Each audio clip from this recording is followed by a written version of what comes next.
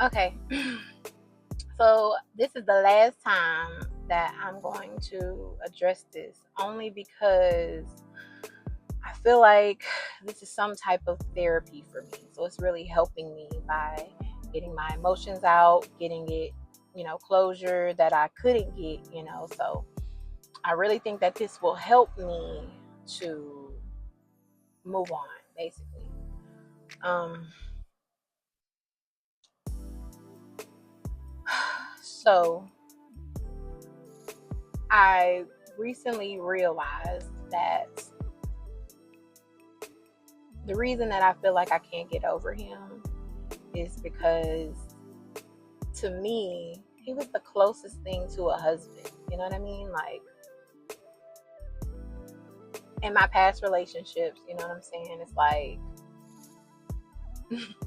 we never like did the whole, you know, pillow talking, you know, sleepover type of shit. I'm just being real. But with him, and I have no idea why, well, I do have a sense of why, he did that. Basically, when he was down and out, you know what I'm saying? When, like, before he got to his stable job that he's at now, it was kind of like I was his come up, if that makes any sense. You know what I mean? I mean, not as far as money, like, because I never really gave him money, like, talking about, like, I wasn't a sugar mama type, but like the things that I had that he needed, you know what I'm saying? Like, I was there for him, you know what I mean? Like, I'm gonna just tell y'all what happened.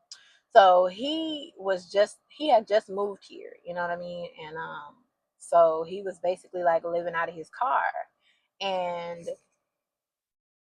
I was, being the sweet, sweet girl and stuff that I am, you know what I mean? Like, I was cooking for him, making him meals and stuff. Because I was, I was, I felt sorry for him or whatever, you know what I'm saying? Like, because this was when I first had met him, you know what I mean? So I felt sorry for him and stuff. And so I cooked for him, you know what I mean? And I made him, pies, because, I was like, I think my pies get people addicted, okay? Anyways, he loved my motherfucking pie. Anyway, so, eventually, what I'm saying, he started like staying the night and stuff, you know what I'm saying, because I would rather him, stay the night at my crib, what I'm saying, than be sleeping in his car, you know what I mean? Because for me, I was just like, no, you know what I mean? Um, and I was offering him showers and stuff, you know what I'm saying, because if I was in that type of situation, I wouldn't want someone to just ignore me, what I'm saying, in that type of situation. So I don't know, it was just like for so long, what I'm saying, I just like kept it like going, but it became apparent that it just wasn't fitting, you know what I mean? Like, we were always arguing and stuff, you know what I'm saying? Like, it was just really bad, you know what I mean? And he wasn't willing, um to do counseling or anything like that. So, at that point it was just like, it's a wrap. So, I mean, but most of the stuff I dealt with, what I'm saying, I dealt with the verbal abuse, what I'm saying. I dealt with that type of shit, you know what I'm saying? But it's just,